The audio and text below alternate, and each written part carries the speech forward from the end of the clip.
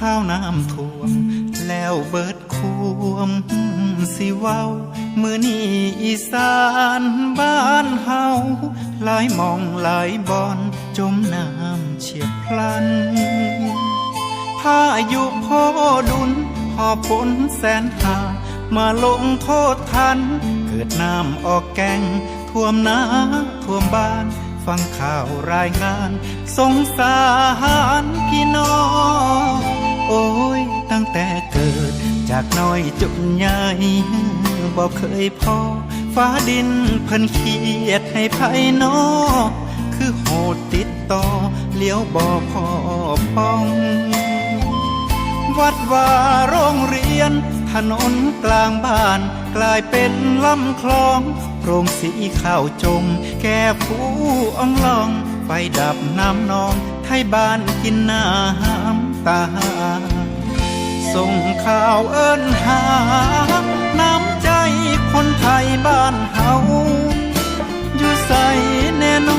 หมู่เจ้าผู้คนบ้านเฮาจมอยากเห็นหน้ายามยากยามนี้ให้ยังพอมีให้ชวนกันมาบะหมี่ข้าวสารกะปิน้ำปลารวบรวมกันมาซอยคนหนีน้ำฟังข้าวน้ำท่วมแล้วส่งต่อควมบอกกันไปน้ำท่วมบ่ฮอดหัวใจเพราะพี่น้องไทยหัวใจบ่ดำพายุน้ำใจหอพักยิ่งใหญ่กลับไปเยี่ยมยามบ้านไทยบ้านมันซอยยังได้ให้ทำกัดแถวสู่น้ำสามฟ้าเห็นใจ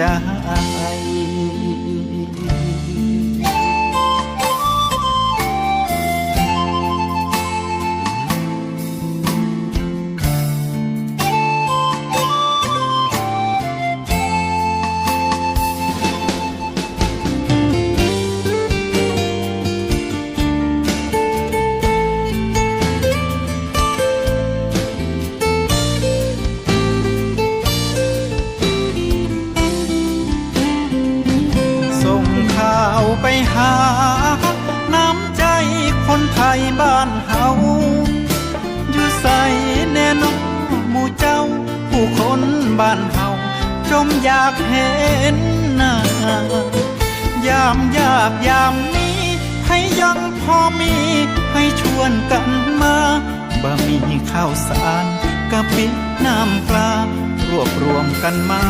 ซอยคนหนีน้ำฟังข้าวน้ำท่วมแล้วส่งต่อควมบอกกันไปน้ำท่วมบ่ฮอดหัวใจเพราะพี่น้องไทยบ่เคยใจดำพายุน้ำใจหอพักยิ่งใหญ่กลับไปเยี่ยมยามบ้านไทยบ้านมันซอยยังได้ให้ทำกัดแขวสู่น้ำสามฟ้าเห็นใจ